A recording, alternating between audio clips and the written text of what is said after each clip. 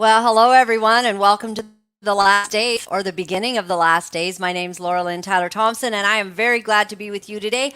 I love to read from my dad's Bible. He passed away just over a year ago, and it means so much to me to think of him and to remember what a man of God he was. And he has outlined his very, very old Bible from one end to the other, and I try not to lose these precious pages at the back that kind of have all kinds of notes. One day I'll go through the notes a little, see what he had to say about that. But I opened up the Bible today to Zechariah 10, and I thought it was kind of apropos for our day and age. What a time we're living in, the greatest psyop of all times with evil divinities like in the times of Zechariah. Well, chapter 10 says, "Ask ye of the Lord rain in the time of the latter rain." So I think it's saying, ask the Lord to reign in the time of the latter rain. What does that mean? That he would pour out his presence and help for us. So the Lord shall make bright clouds and give them showers of rain to every one grass in the field. For the idols have spoken vanity, and the diviners have seen a lie, and have told false dreams. They comfort in vain. Therefore they went their way as a flock. They were troubled because there was no shepherd. I think we're back at those days. We don't seem to have shepherds. We don't have good shepherds. We have a whole bunch of pastors who should have been shepherds this last 2 years, and they were cowards. We have some really good ones, and those are the people that I call my friends, those who stood and who have seen the truth, who proclaim the truth, who talk about the truth openly. We like to do church with a little bit of worship, a little bit of truth from a doctor, and then the Word of God. That's the new kind of church, and that's the one that I want to promote whenever we do our events. So something very interesting happened. I got a lot of emails regarding my comment yesterday about Glenn Beck, and I shared with you about my experience, and after hearing Glenn Beck talk about his dream, and a man of God had called him, a man that we would all know, and this guy seemed to know that he had had the dream, and I didn't finish this part yesterday, and he said, do not discount the dream. And basically, Glenn Beck had had a dream, I believe 10 years apart, the exact same dream, and this evil person removed their mask, and it was not a bad politician. It was not an evil human. It was actually a demonic force. And so Glenn Beck felt that he had had sort of a word that pointed to the fact that this day and age we're dealing with pure evil, and we're going to be talking about the death culture that we have, death culture. But I want to address something else. So whenever I say something that some of you have an issue with, you all write me or text me. I got my good friend Dennis texting me about this, and it was basically about me calling Glenn Beck a man of God. So I want to explain something, and then I want to play for you from his own words where he's at.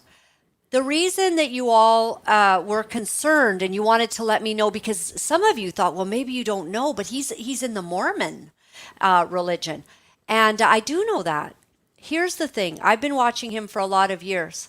I have watched him pray out loud on his show, the kind of prayer with the power and the force of the Holy Spirit behind it so powerfully, I've scarce seen a pastor and a clergyman in this nation pray in that manner. I know some powerful men of God, and I've certainly felt the power of the Holy Spirit when they prayed. But I can tell you, I've seen a lot of big churches and haven't felt one bit of the power and presence of the Holy Spirit there. So because Glenn Beck definitely has an ability to discern the times, because he understands pure evil, I call him a man of God because he ascribes that Jesus is the Son of God. And this Bible right here says that if you believe that Jesus is the Son of God, that he died for our sins, then you're in. So I was concerned. I said, well, Lord, I don't want to be calling someone a man of God when they're blatantly, I might have felt like I could feel the power of the Lord off of him. And I have known, I've heard him talk over, but what does Glenn Beck really think? Why is he a Mormon? And after listening to this on hour with Journey's Eris. So she talks to a lot of people about their faith. I love it. It's the kind of talks I used to have on 700 Club nonstop. Tell me about your faith. Tell me what you believe. How did you come to this place where you believe that Jesus is the way, the truth, and the life? And I wanted to know, and I thought, all right, I'm going to listen. She talks to him.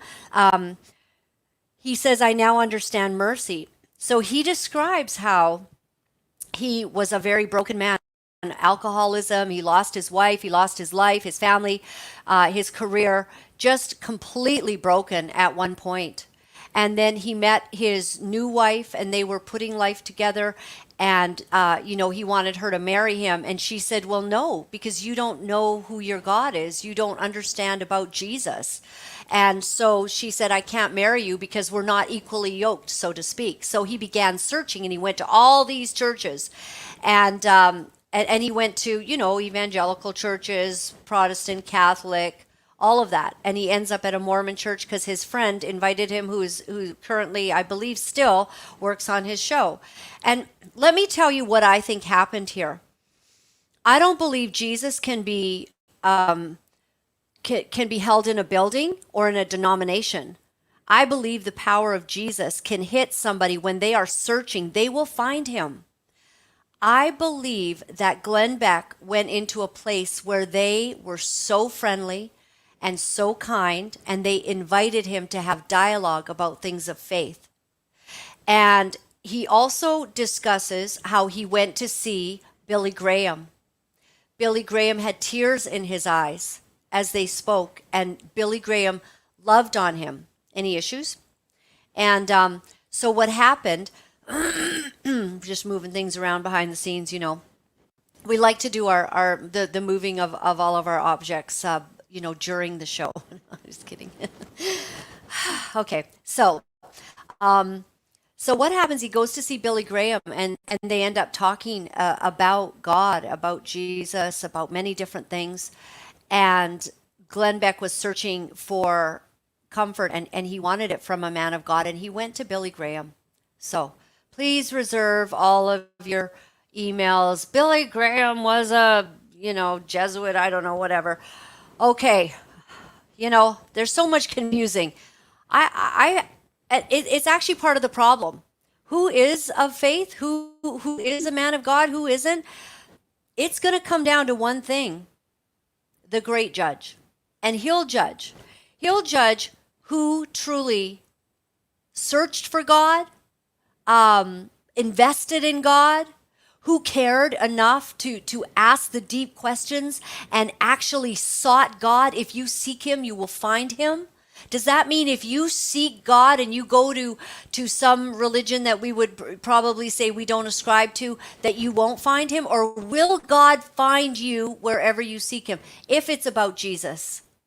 I'm not talking about you believe in hairy fairy, crystals and the universe. And God bless you, all of you who think that the universe, speak it into the universe. I want money. Speak it into the universe. It shall come to you. Okay. This word says that it is God who gives the ability to make great wealth.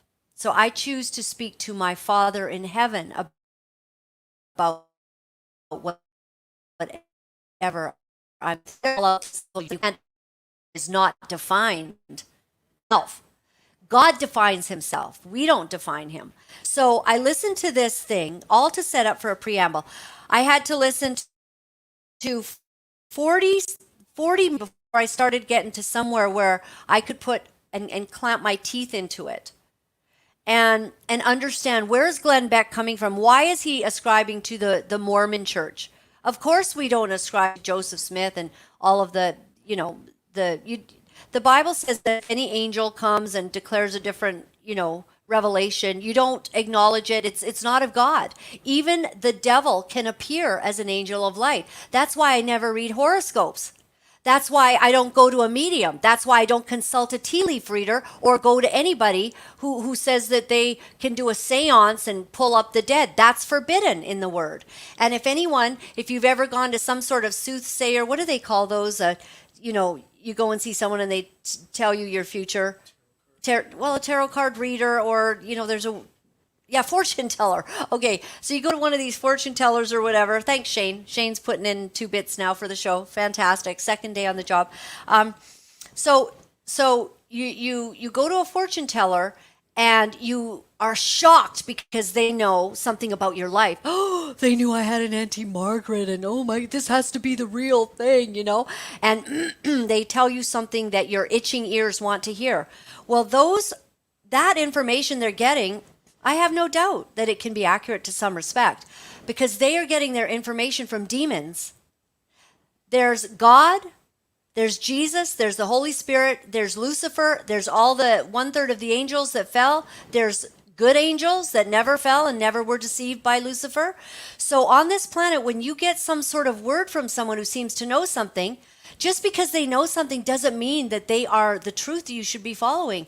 They are speaking and communicating with demons and are giving you a word.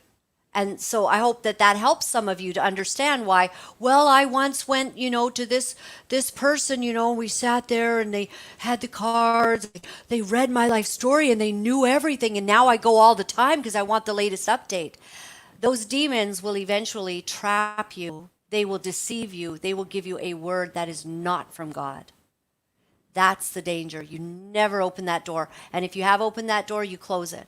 So with respect to Glenn Beck, I just want to say this, that I'm not going to judge a man's salvation, and neither should you. And I found this to be an interesting thing that he had to say. I'm going to turn it up loud. JT, I'm going to put it near my microphone, hopefully, so that we can hear what Glenn Beck is saying. All right. So now he's about to go into, why did he stay? I believe he kind of stayed because he found friends, which means we should all be a lot more friendly. But I believe he found the true Jesus. As for all the other stuff around Mormonism, listen to what he has to say. All right? The answers that counted for, people are like, so you believe in the golden plates and Joseph Smith? I don't know. I don't know how that happened. I don't know. Non-Christians say, you believe that Jesus rose for the dead? Well, yeah, I don't know. I don't know. God created the heavens and the earth. And you believe in the Big Bang? I don't know. I don't know. What's essential to my salvation is that Jesus is the Christ, that he has laid out a plan for us, that we should follow that plan. And that plan is he's going to judge us. So we should serve him, and the best way to serve him is to serve our fellow man. And within really a couple of months, after getting baptized and stuff, within a couple of months, I couldn't wait to talk to strangers. I couldn't wait to hear them. I got yelled at by my program director because I was asking people, so what's happening in your life? I all of a sudden was so fascinated and so in love with people coming from a different perspective and what they were going through. I was completely changed. Completely changed. And you think that was all because of your faith? Yeah, I know. It was from shedding all of the, when I stood in the waters of baptism, and if you're a Christian, you believe that act, if you're sincere, is what takes away all of your mistakes. And boy, I needed that. How long were you in the water? I was actually in the water, I think, for about 10 minutes before, because Pat baptized me.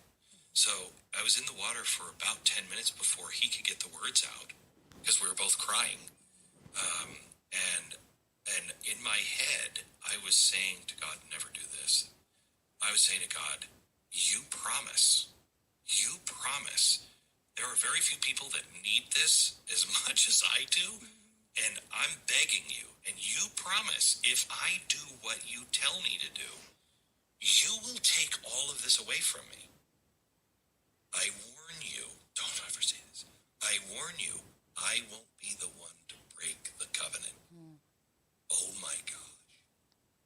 And the next day my life changed. Wow. Literally the next day my life changed. When you prayed and you said, take all of this from me, What were you referencing when you said this? Firing the guy with the pen.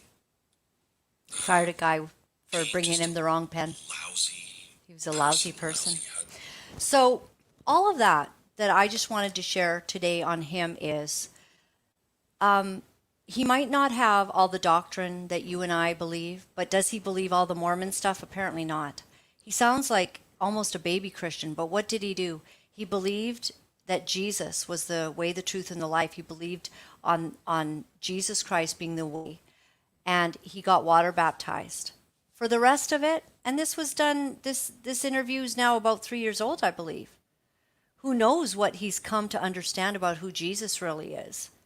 And maybe one day he's going to understand that it's not the Mormon faith that has, a foundational issue, but it sounds like he doesn't ascribe to that. What he found was the true God who changed his life, and he's never been the same. That's who Jesus is. So I want to say, in defense of me calling him a man of God, that just because someone on the outside has something going on. How many of you think you might be surprised not to see your pastor in heaven? You've been going to a church for an awful long time, right?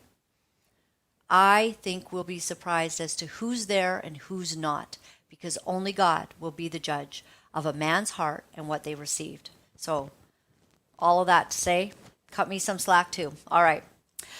So this morning, folks gathered to honor Jordan Peterson's fight against the College of Psychologists. I absolutely love this. We had somebody reporting from there.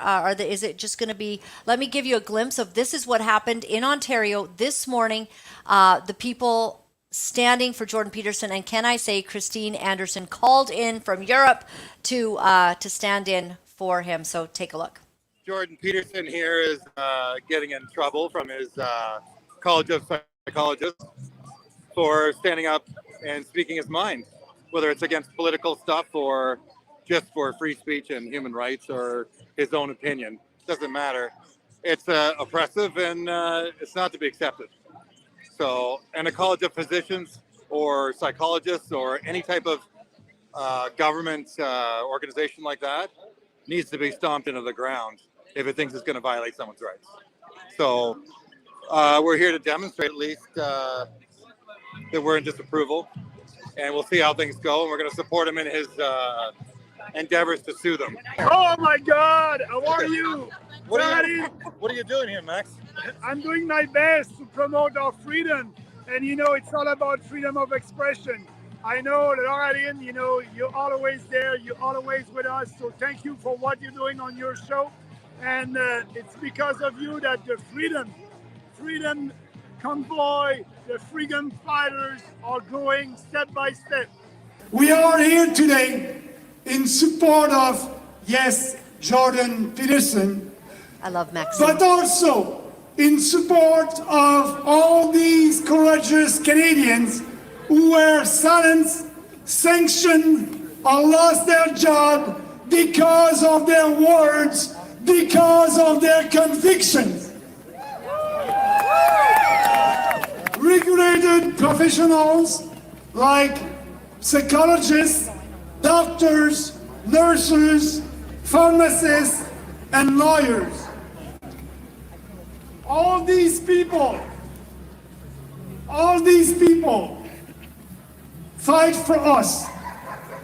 And we are here to defend openly, with passion and determination, our freedom to express our own opinions against these tyrants who censor us and impose on us their leftist orthodoxy.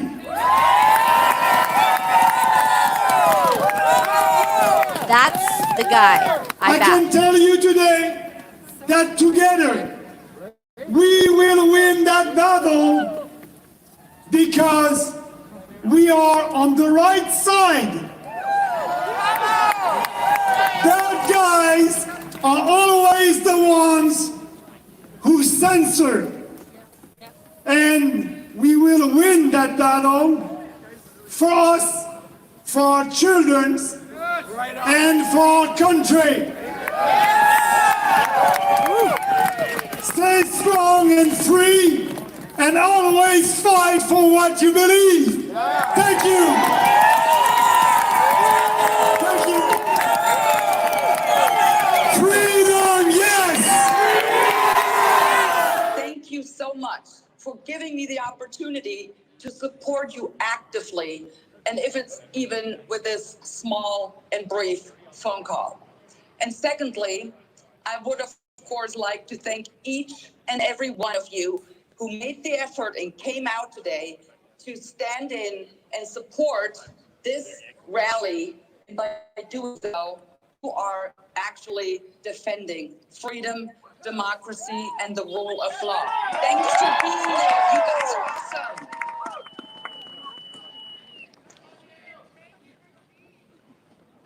And but most importantly, obviously, I would like to pay Jordan B. Peterson my utmost respect.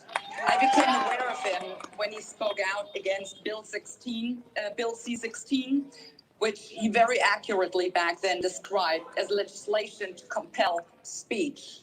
And guys, this was 5 years ago. And look where we are today. Now, Mr. Peterson, I have been following you since then, and I truly admire how tenaciously you stand by your convictions and beliefs. It takes incredible strength and a strong moral compass to defy their illiberal attempts to force you into compliance. Mr. Peterson, this message is for you. You are an inspiration for so many people around the world, and it is with great pleasure and an honor for me to be able to say today, heck yes, I stand in support with Jordan B. Peterson. I stood up for informed consent and they told me I don't have any rights. And I lost my 40-year nursing career. So that's terrible. Yeah, no, but you know what? I've met so many incredible people and I don't regret a thing because if I hadn't stood up, who am I? What's the point? They're afraid because he's not afraid of speaking out against Trudeau and all the WEF and all the people who are trying to control our governments around the world. And I support Jordan Peterson. Okay, excellent. And thank you to Greg Wycliffe for some of the comments that he did, and also to Joseph, who was our roving reporter today. We sure do appreciate that. And since we can't be there ourselves, Chrystia Freeland, wow, she has got some difficulties trying to explain where $2 billion that she's asking for is actually going. Isn't she a doll? Senator, take a look. Why are we doing it now? Why? I would say to you two things. One, the green transition, we have to act quickly. But from my perspective, the Biden administration's Inflation Reduction Act, added to the urgency with which Canada needs to act, they are deploying hundreds of billions of dollars to invest in the green transition. We need to move really, really fast. And so getting this fund in place quickly is more important than ever. But Minister, you can't put the fund in place. You're saying, give me the $2 billion, I'll buy some shares, but the company doesn't even exist. The company doesn't exist, and you're giving us all this information verbally. If that's the mandate of this soon to be, or this corporation you're talking about, why isn't it in the legislation? I mean, you know, we're looking at this, there's 17 lines there to justify spending at least $2 billion, and then it leaves it wide open for there to be additional appropriations coming out of the Canada Revenue Fund. Like, I'm just very, very surprised to see it. $2 billion with no explanation within the bill over how the $2 billion is going to be controlled. The company's not even created, and what are you going to buy shares in? There's no company yet. Senator, you are one of the most precise and best, you're one of the most precise questioners I face, and have a very, very strong financial background. And I really appreciate that. And I think that scrutiny is important. What I would say in terms of the Canada Growth Fund is what I hear from Canadians and from Canadian businesses, especially in wake of the Inflation Reduction Act, is Canada has to move fast, and Canada has to move faster than we have hitherto. So we are moving quickly to structure the Canada Growth Fund. We're going to be fully transparent in how we stand it up, and details are going to be forthcoming in the coming weeks and months. But I really believe, given the hundreds of billions of dollars that the U.S. is deploying, we cannot allow the U.S. to suck all of that investment south of the border. Right. Christia, could I just ask you why the Canadian dollar? We need $1.40 Canadian to buy an American dollar. Before you go spending $2 billion on a company that does not even exist yet for your green energy mumbo jumbo, which actually will end up costing all of us an awful lot. Can you please tell us why our dollar is sinking? Could you put that on the top of your list? And in Toronto, and I know this is jumping ahead, I want to get to our guest next, but in Toronto, they are jacking up the property tax. It is going to go up, isn't it over 5%, 5.5% or something, if we can go from there. Absolutely shocking amount. The Sun is reporting on it. Everyone's reporting on it. They're basically saying, the cost of running Toronto has gone up by 40%. It's not clear what all that new spending is buying given the state of the city, but those are the cold, hard facts when examining the two budget proposals. What are they going to do? They're going to increase the property taxes by over 5%. Can you imagine getting your property tax statement and finding out how much more you pay? So basically, the 4.6 billion increase since 2015 is near double the 21% inflation the Bank of Canada says we have seen across Canada in that same time frame. Spending is up by 7.8% over last year's budget proposal. Now, to pay for all of this, these ridiculous and idiotic people that have literally been put into place and we voted them in, property taxes will go up, look at this, by 7% above the rate of inflation. Okay, but down here it says, Tory insisted he's still keeping his promise because the 7% increase will be broken down as a 5.5% increase in property taxes, while the rest will go to the city building fund. Wow. You guys are really terrible. You're just terrible at running the country. You're destroying our country. You're wrecking everything. You've destroyed small business, medium-sized businesses. I'm noticing the restaurants that will never open again because of you guys. You're absolutely insane. Furthermore, you're promoting that children should have the right to take their own lives. And that's where we're going to bring in our guest right now and talk about something very serious, just absolutely disgusting that's going on in our country. And there's no one better to speak on this than the Executive Director of Euthanasia and Prevention Coalition. We are going to be talking about the Health Canada activity book for kids and MAID.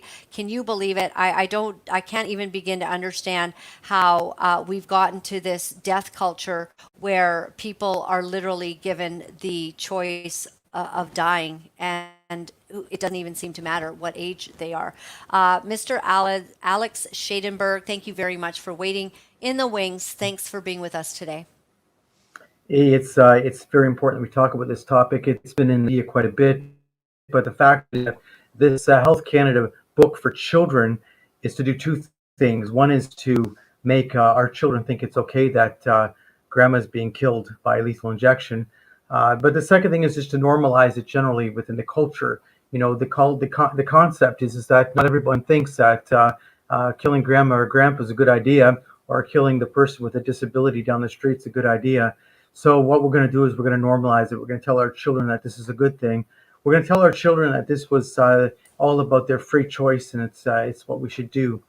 This booklet, actually, what was interesting about it is it actually did solve one of the big issues. The euthanasia lobby's been lying all along about how these drugs actually work. And there's been an expert who's actually a Canadian who does research in the U.S., who pointed out that the drugs that they use for euthanasia, what it does is they were told it shuts down the heart. And people say, oh, well, it's a drug that shuts down the heart. In fact, when no, these drugs don't shut down the heart at all. They shut down the lungs. So you actually die from suffocation. That's how the death actually occurs. Now, they give you enough drugs that you don't really feel it, he would say, or they would say. They say it's a peaceful death because they drug you up enough before they give you the final drugs. Nonetheless, it's death by drowning. That's how it actually works. And in this booklet to the children, it actually admits that what it does is it shuts down the lungs. And I was looking through this book thinking, you're normalizing euthanasia. You're doing this and trying to make everything seem beautiful and wonderful, that we're killing grandma. But at least they told the truth about how it actually works. And they let out the fact that, in fact, it's not about shutting down the heart.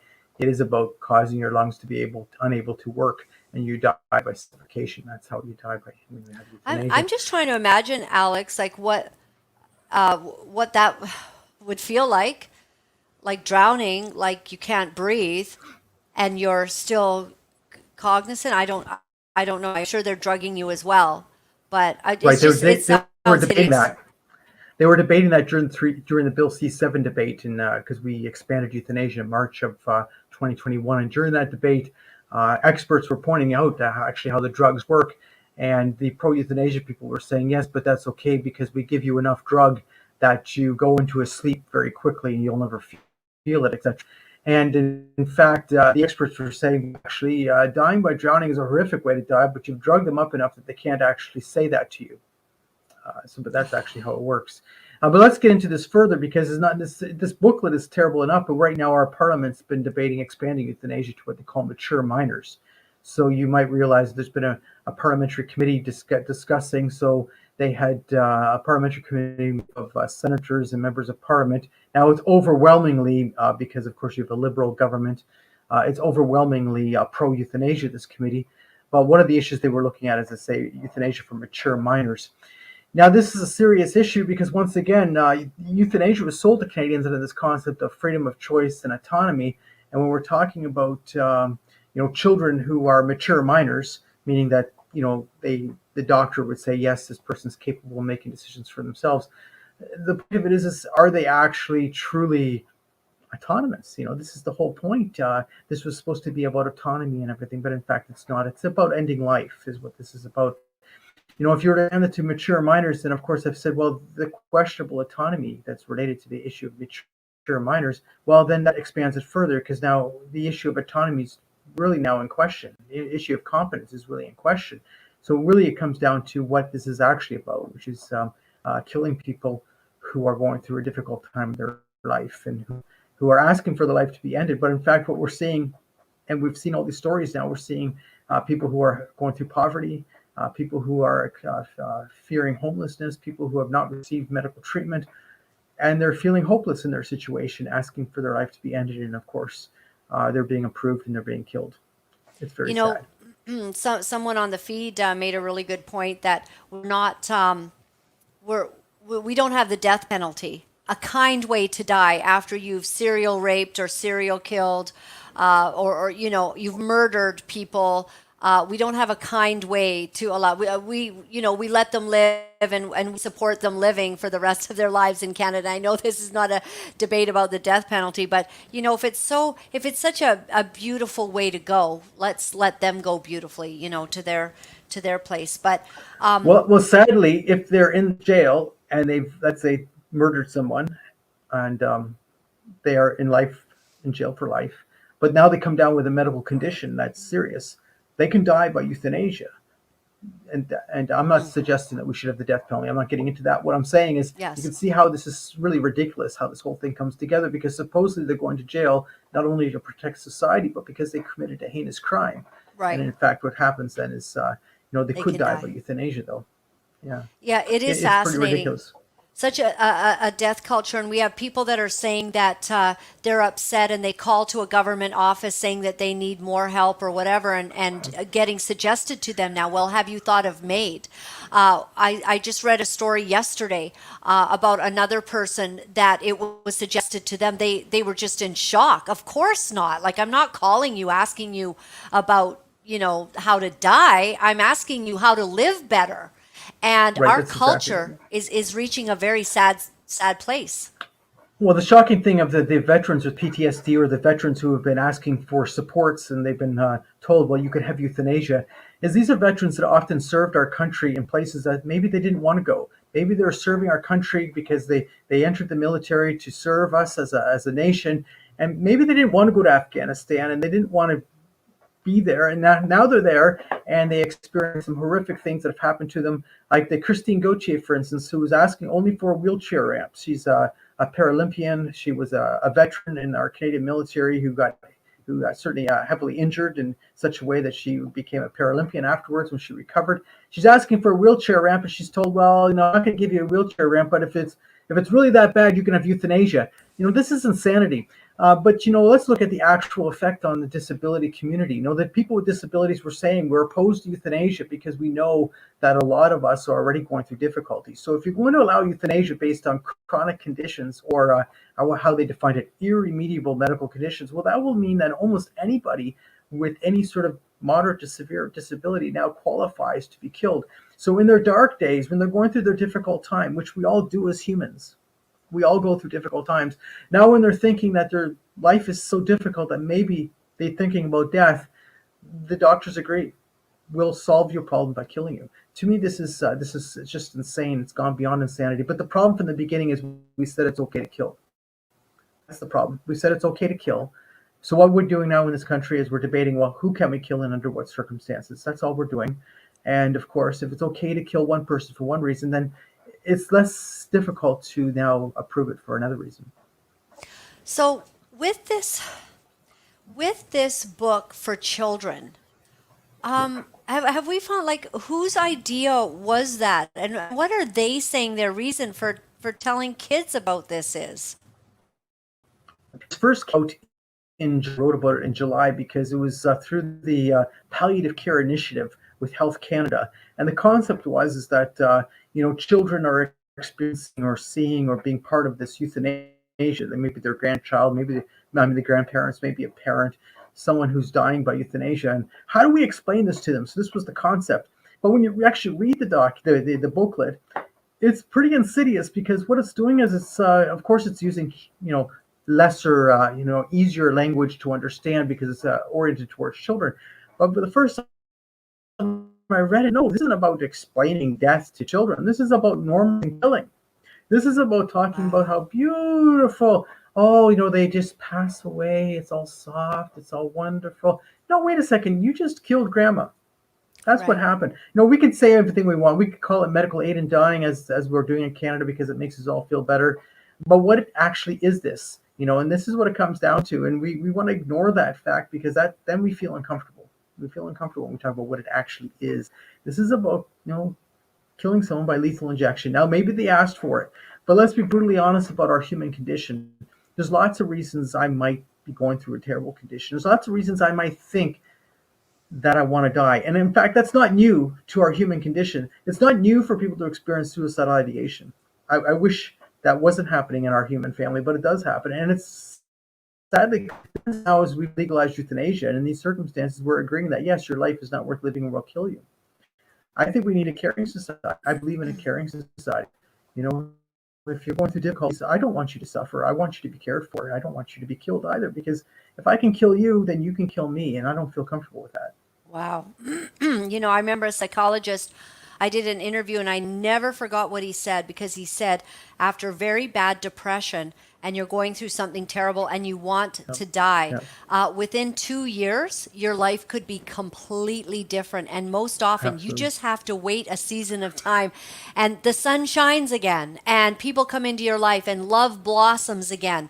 And you survive this moment. And if you take your life at that moment, you never get to see the beauty that can come. And most people, and 5 years later, they're in a completely different place. And so giving people this option, Alex, if how easy would it be for a teenager having a bad weekend of their girlfriend breaking up, they're heartbroken, they don't have the greatest home life? How easy would it be for teenagers to just go and really take their own life in Canada? Okay, well, the whole thing is with medical aid in dying as it is right now, or euthanasia is now, even if they were to expand it to teens, as they say, or to what they say is mature minors, they would have to have some sort of medical condition. They'd have to have a disability or some sort of medical condition. And I'm certainly not justifying it in any way, shape, or form, but it wouldn't be as easy as you may be suggesting. But there are other issues that are at hand with this whole culture of death, which is very serious. In the US, you've now had several lawsuits against Amazon because on Amazon, and I shouldn't be talking about this because I don't want people Googling this, but there have been people who have been buying these lethal drugs off of Amazon and they have been dying, teenagers. And if you read my articles, you see there's been several lawsuits now against Amazon because Amazon has been allowing this. And they would say, well, this is all under the concept of freedom, freedom of choice, freedom to die, freedom. It's not freedom when you're going through deep depression and you're having serious mental issues. And now, you find that you could come upon this drugs that you can buy on Amazon. You can buy them and they get delivered to your door and you die. To me, this is a type of insanity. But, in the other point you were making, quite a few emails have gone through very difficult times. There was a woman who sent me an article she wrote, and I published it because she said for 40 years she went through deep mental issues for 40 years. Now, many people would say, well, she suffered for 40 years, Alex. Why would you deny her medical aid in dying? Well, as she said, she came out of that. Now, you would think after 40 years, she says, I'm so happy I'm alive. I'm so happy it wasn't legal, because if it had been legal for someone with mental illness at her time, she would have qualified and she would have asked for it and she would have been dead. She says, now I have my nieces and my nephews and my family. I'm so happy to be around them. And I'm so happy that I've experienced this life, that I'm actually alive to be able to experience it. But yeah, she suffered for 40 years. Obviously speaking, I wouldn't want to suffer for 40 years. I understand that, and humans would say that. But, there is light at the end of the tunnel. And who are we to judge who should live and die? And that's what actually is happening there. They'd say, oh, it's all about choice. It's not about choice. It's about a doctor or a nurse practitioner agreeing that your life is not worth living, signing the forms, and then lethally injecting you. That's what it's about. It's about the doctor or nurse practitioner having the right and law to kill you. That's what it's actually about. That's what the law says. So we can dress it up any way we want. We can make ourselves feel better about it any way we want. But this is about killing. The other problem is killing is contagious. We've seen that. Look at the numbers, how they're going up. We've not only seen the numbers skyrocketing about euthanasia, sadly.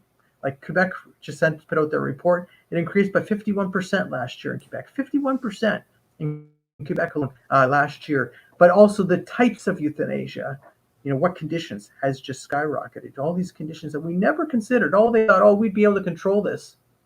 No. And the problem, of course, is there's lots of doctors and nurse practitioners who actually, this is a wonderful thing. They think this is about freedom. They think this is a wonderful thing. So when someone's going through a difficult time, you'd say, well, let me give you another thing. This Dr. Weeb in Vancouver, I shouldn't go talk about it because I don't want you Googling her. She runs a euthanasia clinic, though. And she was bragging about the fact that there was a woman in Ontario who was turned down several times by her local doctors for euthanasia. They said she didn't qualify. She interviewed this person online, like this, online. She approved them. That person bought a ticket, flew to Vancouver. She picked them up at the airport. Isn't she nice? She picked them up at the airport, brought her to her clinic, and she killed that person. She injected that person. Isn't that wonderful? Picking them up at the airport to bring them to your clinic to kill them. Wow. I think this is horrific. It I think is this horrific. is absolutely insane. Oh, but, man. Whatever. Tanner Naday actually had a little segment that we got where he's talking about, I believe, this same doctor that you just mentioned. Take a look.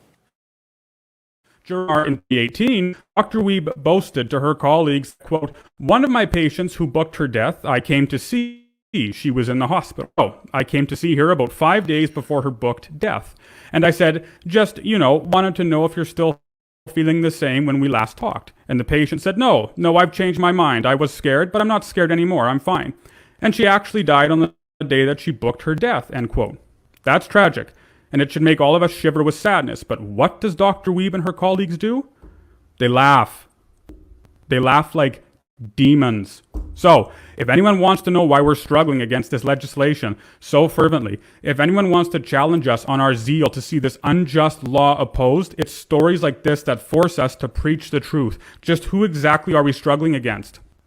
Who exactly are we locked in combat with? We're struggling against doctors, bureaucrats, officials, government officers, men and women consumed by darkness. I think that's what you're saying, Alex. It's the culture of death that is now like we're celebrating, we're promoting it. Yes, absolutely. So the only good thing is on December 15th, just as Parliament recessed, David Lametti, I can't say honorable.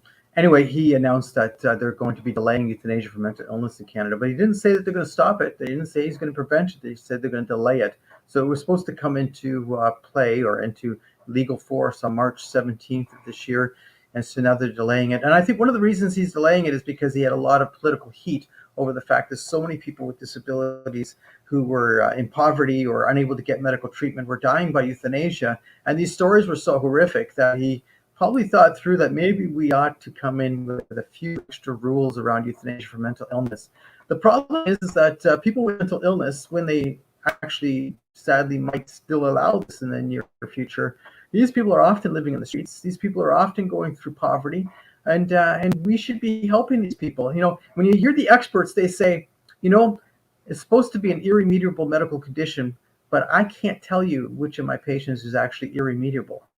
So what's going to happen? Get some euthanasia doctor who's all pro-death, who's thinking this is a wonderful idea, and they will say, I think you have an irremediable medical condition, I'll kill you. Guess what? You don't get better after you're dead. Doesn't happen. You don't recover after you're dead. You don't have better days. The other thing is Bill C-7, which passed, say, in March of 2021, it changed something else. Doctors can kill you the same day in Canada. That's pretty insane. So your bad day becomes your last day. You can be approved. You can ask for it. You can be approved. You can die all in one day in Canada. It's all possible. I'm not saying it happens every day, but it can happen. To me, you know, this is beyond reproach what's happening. Our country's become the most extreme country on euthanasia in the world. And yet, if you look at the Netherlands and Belgium, they've had euthanasia, sadly, for 20 years already. And yet we've already caught up to them and passed them in our how to say, our love for killing. And to me, you know, I think we have to really start looking in ourselves and saying, how can we change this country? You know, we have to be a country about caring people.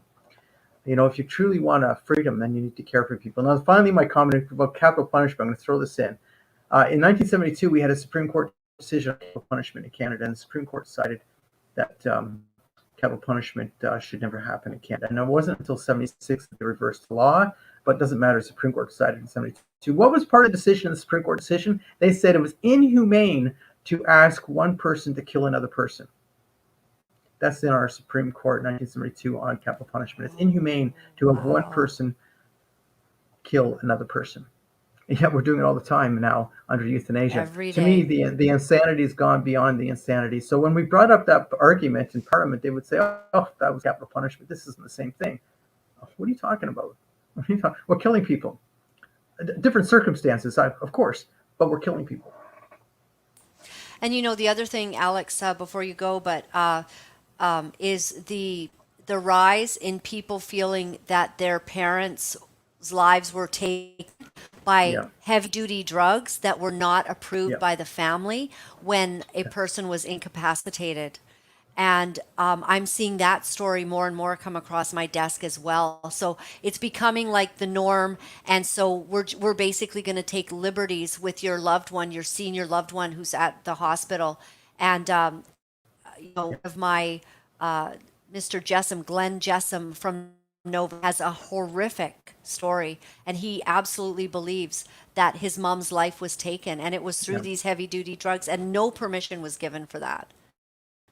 You know, what's happened is, so there was always a problem with that, but it's really grown. One of the reasons I think it's grown is because with euthanasia, it's changed the cultural attitude amongst physicians to killing. And I'm not saying all doctors are doing euthanasia, because of course all doctors are not doing euthanasia, but certain doctors are doing it. So if it's okay to kill you under these circumstances, what about the next person? And they would say, oh, but you know, he was suffering. Well, I don't want people to suffer either. Don't get me wrong. I've got no interest in your suffering. You know, but I don't believe in killing you, and I don't believe it should be anybody's right to kill you. And I think it becomes very dangerous in a culture that we start killing people. And of course, that's where we're at right now. But if you can kill someone by euthanasia that way, well, and you're looking at somebody else in a bed who might be having agitation, you can see how the taboo of killing has been removed and how it ends up. So it becomes pretty sad and serious when these things happen.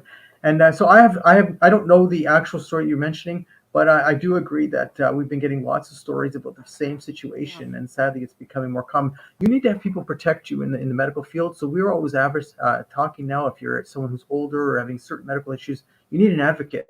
You need people with you. You need people visiting you when you're in the hospital. You just better hope that people are spending time with you, are there with you.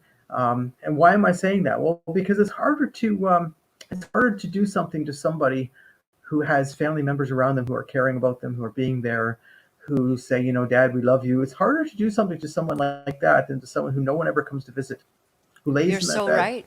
And you know what they've done, like in this last couple of years, some people who, have not taken a certain shot or not able to get into the hospitals to be with their loved ones. And so there's been complaints in that regard that Yeah. their loved ones have not had adequate people because, there's this whole other thing happening.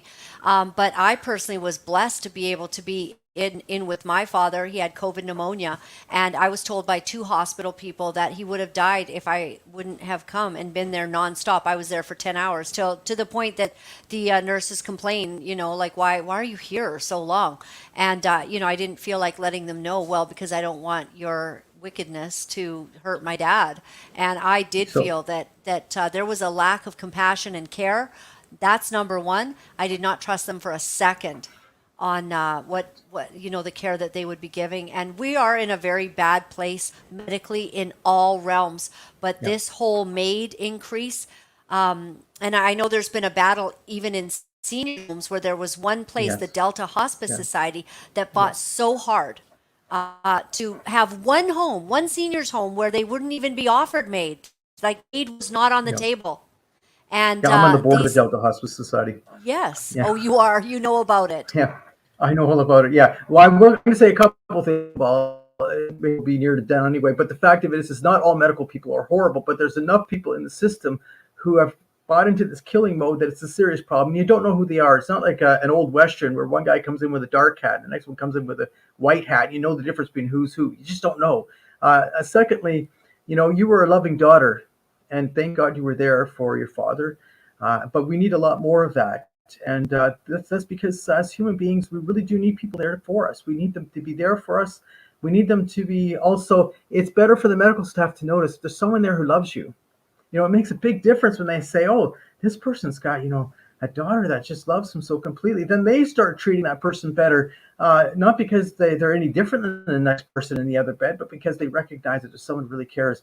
There's so many people who are lonely today also, who are going through difficult times and who are lonely.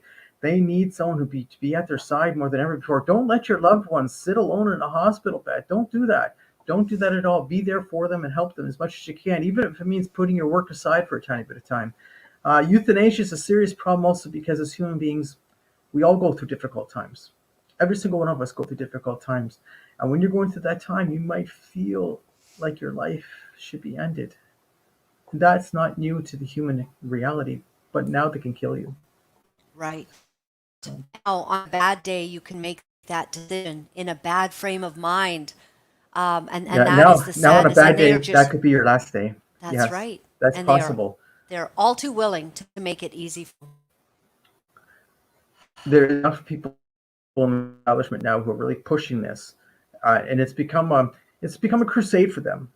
Part of it's also that they want it to be normalized because they're doing it. They don't want there to be a feeling of recrimination that they're doing something wrong. They would hear my interview. They would say, "Oh, that's terrible. He's calling this killing."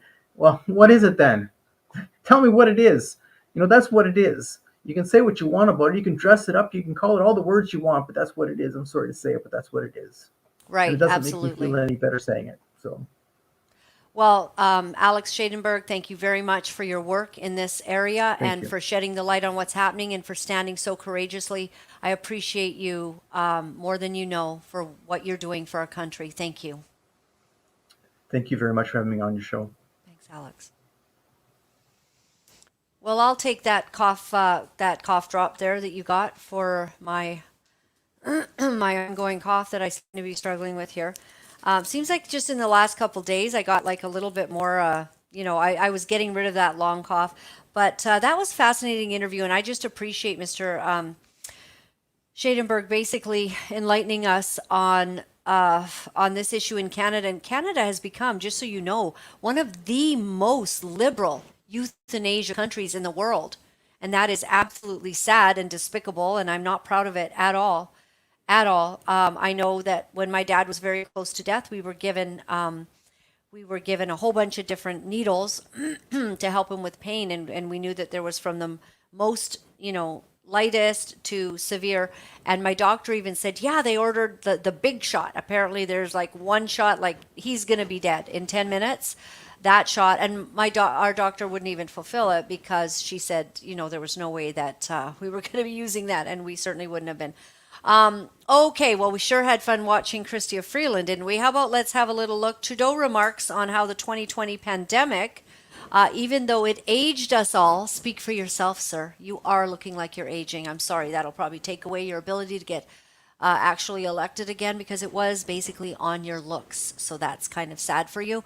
But it made us Canadians better and brought us together despite Canada being known as a leader for COVID restrictions and medical segregation under Trudeau's leadership. Okay, well, take a look at Trudeau. Whether you were a student, a worker, a business owner, or a parent, that 1 year, 2020, added a few years to all of our lives. But as people pulled together, we saw the best in one another. Is that it? Was that the end? We saw the best in one another. I just beg to differ. We saw the very worst. We saw police behaving badly. We saw our government shooting innocent citizens, pedestrians on the streets of Ottawa. Do you know what you did? You fired rubber bullets into pedestrians that were unarmed who were standing there. Think about what you did.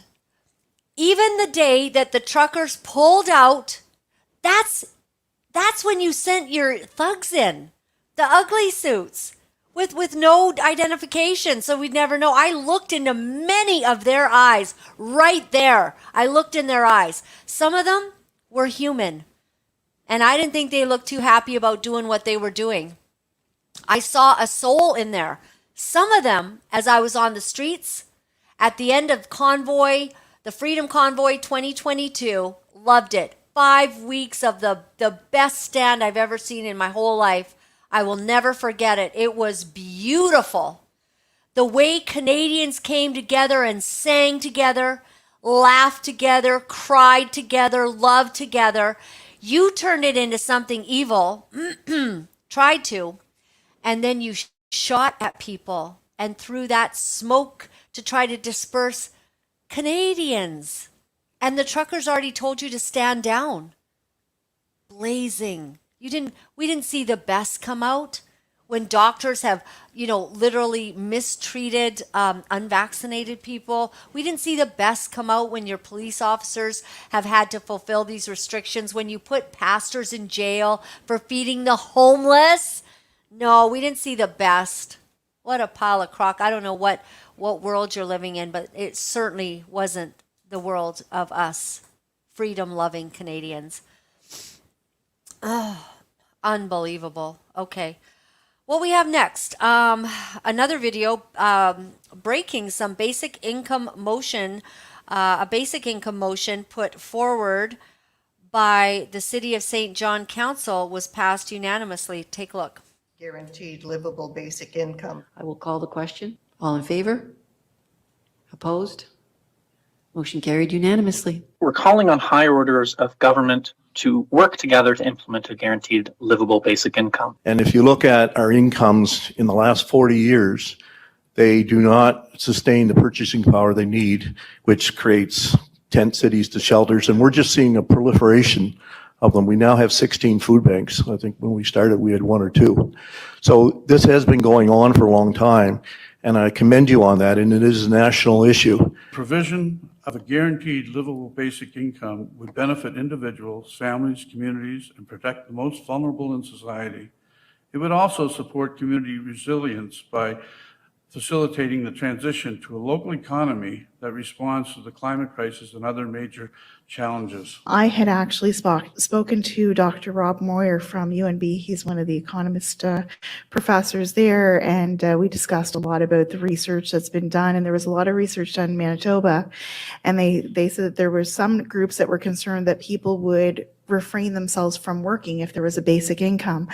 The research actually showed that it was only showing that new moms or high school students took a little bit longer to get out in the workforce.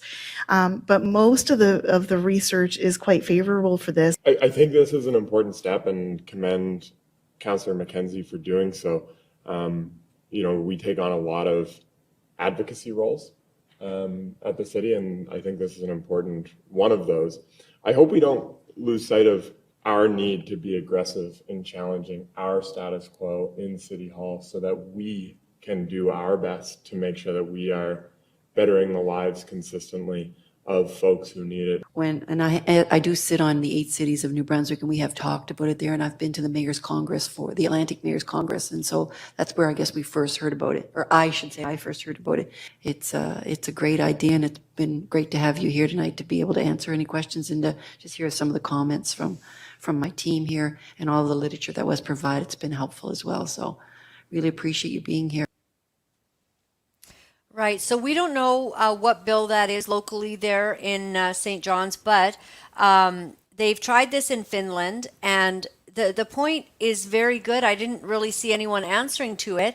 What happens with all of these young people, these, dissatisfied, unhappy, entitled young people these days, who sometimes, what will they do if they have a guaranteed income? And, you can see that there can be a cycle that will just be absolutely terrible. And as well, I have to agree with one of our commenters in the feed here, Sharon, that this is more of the United Nations Agenda 2030. It absolutely is.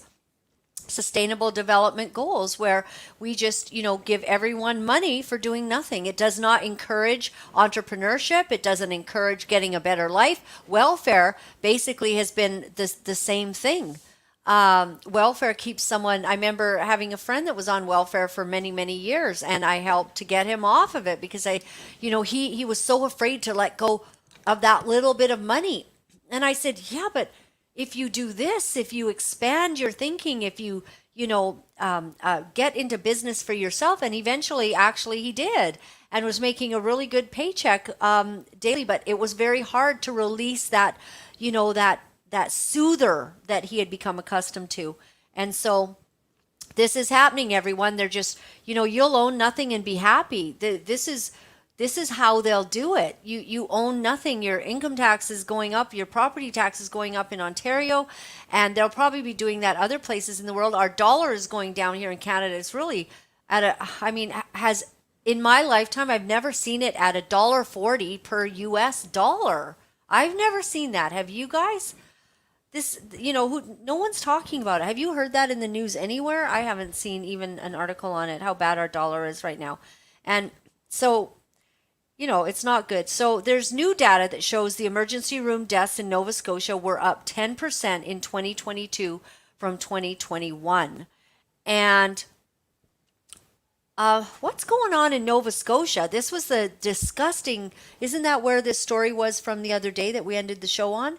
That his wife, I believe, died in Nova Scotia in the emergency room. So what is going on over in Nova Scotia? I have to ask. I need to get a hold of my friend again, Glenn, and see if he can give us a little bit of understanding on why this is happening in a small province like Nova Scotia.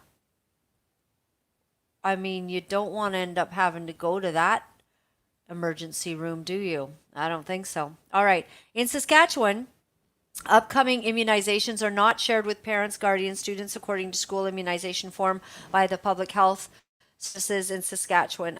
So I think that what happens, is this correct, Shane, that they get notified it'll be happening at some point? Or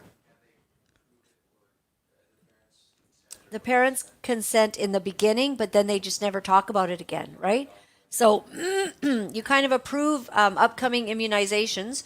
I don't know if you get a whole list of what they actually are, but as we've been finding, as a general practice, it says upcoming school immunization dates are not shared with parents, guardians, or students. And I would wonder, okay, we've already got approval from parents so-and-so. We're going to add 3 more immunizations this year. Like, do you have to reapprove all of those? Because seems to me we've got an awful lot of crazy stuff going on that's really bad for kids these days. The cost of running Toronto, we already done that? We've done that one. Okay. And you showed the cover of the Toronto Star. Toronto Sun paper regarding those taxes going up.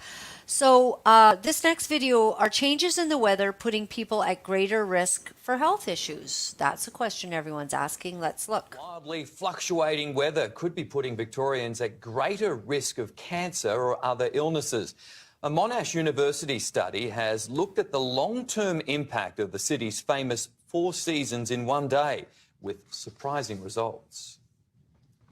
From summer snow to searing heat days later, Melbourne is notorious for having one of the most temperamental climates in the world. Over the past couple of days and weeks, we've certainly lived up to that reputation. But according to a new study, our wild weather could be taking a serious toll on our health. Our study is the first to look at the temperature fluctuation and the gene expression, first in Australia and first in the world.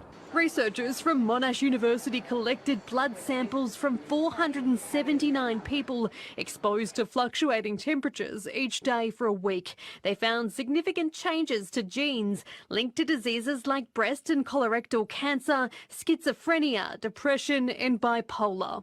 The findings are significant, but it's still early days. Researchers have only tested females so far. They hope to assess men and pregnant women exposed to the same conditions in the near future.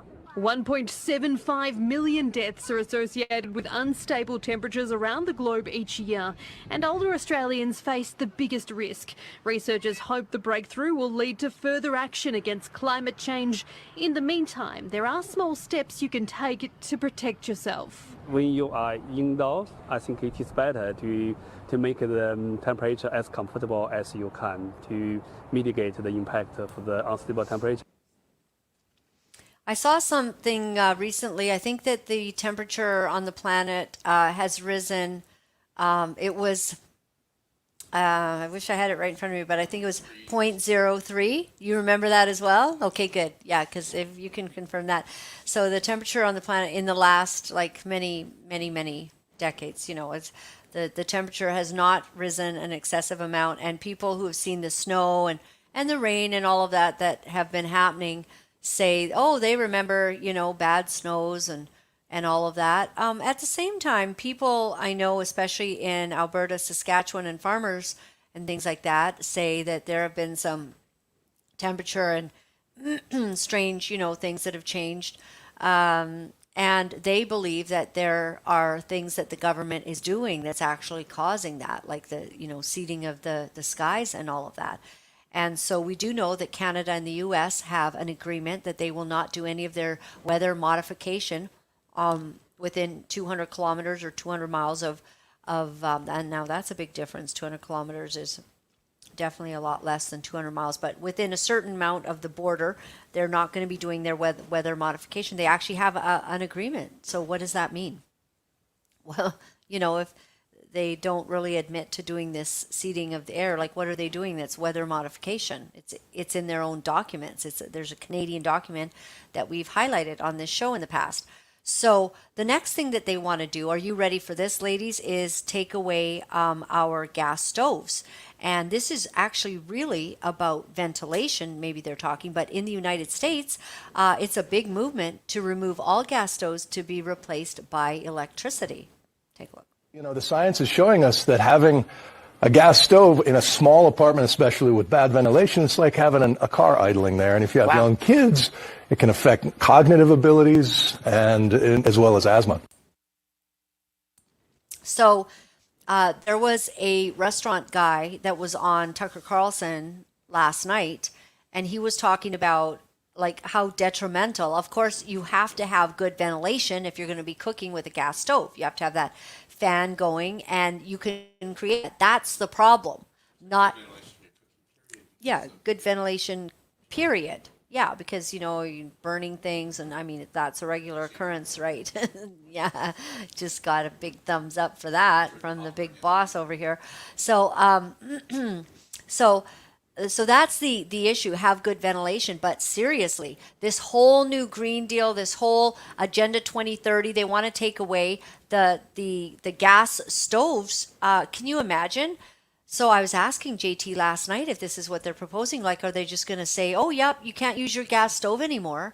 So do you have to replace that in every home, everywhere? And you know, restaurateurs, I mean, these famous chefs and all of that, they're not going to be cooking on no, you know, electric stove. It takes too long to heat up. It, you know, it's he said something like it's 40%, you know, makes you more ineffective of what you're doing. You've got a restaurant full of people and you got to get cooking right away. You've got that instant heat, right? So you need good ventilation. Solve the ventilation problem. No, they just don't want you to have gas, and they want to charge you a lot more for electricity as time goes on. All right, coming to an end here. So there's new guidance in the U.S. suggesting surgery and drugs for children struggling with obesity. Okay, surgery and drugs. We've come into a very bad place where, you know, the easy answer is just, you know, to medicate, and I guess surgery. You know, how about maybe a few less fries and deep fat things and a few less Oreo cookies? That might be a good, but to actually just say that, you know, we're going to start operating now on little kids with that surgery, which is actually a pretty extensive surgery. Ridiculous. The world's gone mad in so many ways, you know, and they are bringing out more of these bigger models, if you've noticed. So, you know, women that, you know, I like big butts, and, you know, one of those women, they got big everything, you know, and it's all like hanging out there, and they're kind of promoting all of that. But I told you about my new, it's working actually pretty well. I'm going to not eat anymore after I get full, or if I accidentally break the dish that I was eating from. That happened today. But yeah, well, you did kind of do it, but I was willing to take because we were both in the same. Anyways, my dish broke and I couldn't finish my breakfast.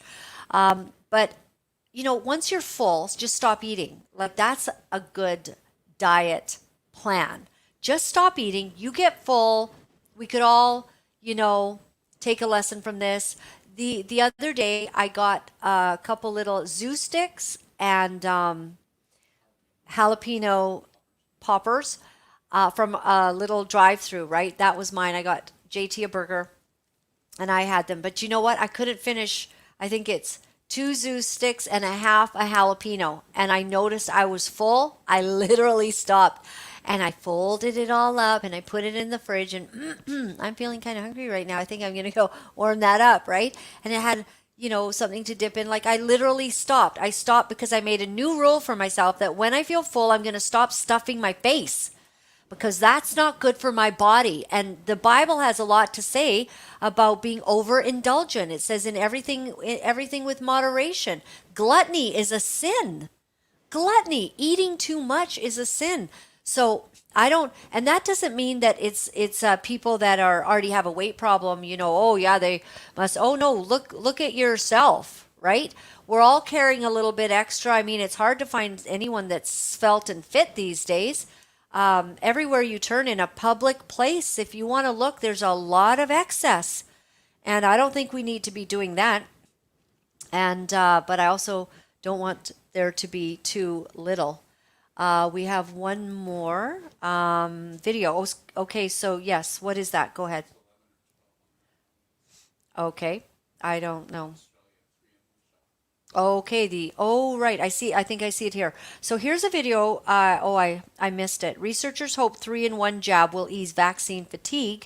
It's being tried in Queensland, targeting COVID, the flu, and serious respiratory issues. So it's 3-in-1. Carolyn Rose is fit, firing, and no stranger to a needle. I'm a baby boomer, and Had all my vaccinations in childhood. The 72-year-old from the Gold Coast is serious about her health. I'm passionate about the effectiveness and the power of vaccine. So much so, she's taking part in a new vaccine trial launched by the University of the Sunshine Coast.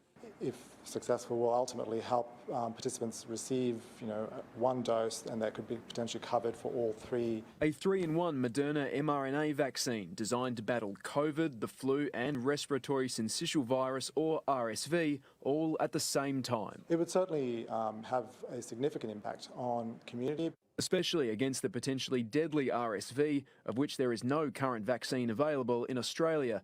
If the vaccine works, the trial could be extended to younger people. A successful trial will mean Aussies will spend less time bouncing between GPs and pharmacies to get their jabs, putting less stress on an already strained healthcare system.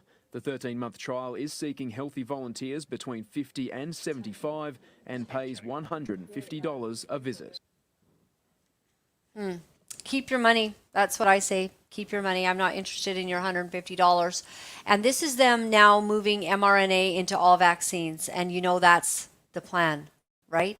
So this mRNA, what we're finding out about the spike proteins, what we're finding out about the different things that are happening. And I'm on a certain platform today, so I'm not going to say much. Y'all know what I have to say.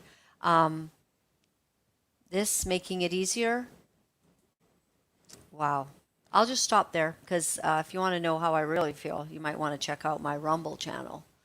On Rumble, I let all of it hang out, but I can't do that today because telling the truth on certain places will get you very in trouble. So we'll stop there. My name is Laura-Lynn Tyler Thompson. Thank you very much for joining us. My website is lauralynn.tv. I appreciate from the bottom of my heart that you support us, that you take a moment and you send us an e-transfer to Laura-Lynn Live at protonmail.com, that you say in your own way, thank you for what we're doing. We appreciate that. And if all you can do is pray because, the inflation and all of that, we will take your prayers because we actually happen to believe that prayer is the most powerful thing on the planet and that prayer works. And we are in the gravest fight of our lives. So when JT and I get up in the morning, we think about how to present the best possible news to you so that you know what's truly going on. You will not see this on CTV, CBC, or Global, and we do not get funds from the government like they do to tell lies. We speak the truth. We try to present honest information, and if you appreciate that, if you'd be willing to go to my website, make a donation, send an e-transfer, that would be wonderful. If you'd like to just say thank you and send a letter and a note, that would be wonderful too. And thank you. People wrote me yesterday about magnesium, and one guy told me the kind of magnesium that I should actually be using to get more sleep. He actually broke it right down. Let me see if I can find that.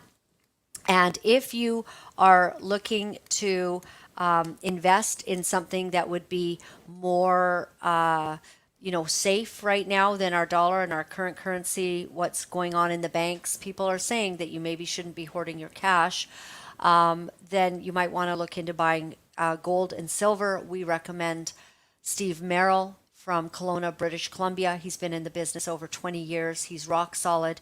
You buy your silver, you'll get your silver. And his email is sovereignize@protonmail.com. And so my lovely, wonderful Kevin wrote me yesterday and says that there are several different kinds of magnesium, but the one that he found works the best for sleep is magnesium L-threonate. Threanate. Magnesium L-threonate. And he says supposedly this version is more readily absorbable by the brain. And he also uses Now brand Magtine, but Life Extension also has one named NeuroMag. So I think that these are all really good. And I thank you, Kevin, for letting me know what kind of magnesium I can get. I had a great sleep last night. I listened to my favorite preacher before bed. And we like to do that. We used to do that a long time ago, and then we got out of the habit because we moved and we lost our all of our storage of all the messages that I had stored. I like to just fill my brain, before bed, early in the morning with the powerful Word of God. And always remember, BibleGateway.com, you can just go to it and pick any passage if you want to start with let's say John 1, which I want to read to you right now. You can start and just and you push the little speaker, and it will just read into your brain, and it'll actually do it for hours if you want. And I think that's really cool, and it's a great way to get the word in. Sometimes I'm just sleeping and I don't hear it for a couple hours, and then I wake up and a powerful verse is being spoken into my ear. And I think that's so cool, and I go, oh, that's a good one. I had to remember 2 Samuel 22 the other day, because that was the chapter that I found out that we were in, 2 Samuel 22. And at least it was all twos, it helped me to put that together. But so wonderful. So I can just take out my candy. And that's good. That made my throat feel wonderful. So we're talking about how you know that you're really a Christ follower today. We spoke about Glenn Beck, and I just pray that each and every one of us find the true Lord Jesus Christ. Not so interested in what church you go to. I'm disappointed in our national church organization here in Canada, but I do know that Jesus is real, that he's powerful, that he has a plan for you. I know he can heal your body. Some of you need healing because of some decisions you've made, because of some of the ways you've lived. God is a gracious and a merciful God. And if you believe on him and him alone as the one true God, he is able to come into your life and to heal your body. So John, the book of John, talks about who Jesus is. It says, in the beginning was the Word, and the Word was with God, and the Word was God. He was with God in the beginning. Through him all things were made. Without him nothing was made that has been made. In him was life, and that life was the light of all mankind. The light shines in the darkness, and the darkness has not overcome it. There was a man sent from God, who was John. He came as a witness to testify concerning that light, John the Baptist, so that through him all might believe. He himself was not the light. He came only as a witness to the light. The true light that gives light to everyone was coming into the world. He was in the world, and though the world was made through him, the world did not recognize him. When Jesus showed up as a little baby, the world had no idea what had just happened. They had no idea that that little baby was going to save all of mankind. Whoever would believe in him, that they would be set free from demonic oppression, from disease, from a life of brokenness, from depression. These are the things that Jesus came to bring. That's what he has for you, and when you find that, you find life. And it's interesting to me that many of us do believe in Jesus, but we never press in to find the revelation that literally changes us. We live our whole lives on the periphery. We were raised in church, or we have a certain belief, and we know Jesus is real. Jesus came so that we could have life and have it more abundantly. Jesus came so that he could be a friend that is closer than a brother. Often the power of the Holy Spirit is everywhere. There's God the Father, the Son, and the Holy Spirit, right? And we'll be with the Holy Spirit for a whole day and not even acknowledge him. Sometimes a whole year. Maybe it's time to make him the very center of your life. Thanks for being with us today. We'll see you tomorrow. It's not easy to deliver the truth of what our sick world is doing, but for some of us, we feel that we have no choice. Because if we are silent about these abominable things, then we are letting evil go unchecked, and we cannot do that. For those of you wonderful people who are writing me and are sharing your encouragement, I am deeply grateful. Thank you for all the letters that you've been sending. Thank you for the donations and the support. I found out that in order to speak the truth, you have to become very, very strong. If you would go to my website at www.laura-lynn.tv, you'll find all of the ways that you can contact me. Remember, my friends, all is well. All is well. Thanks for joining me.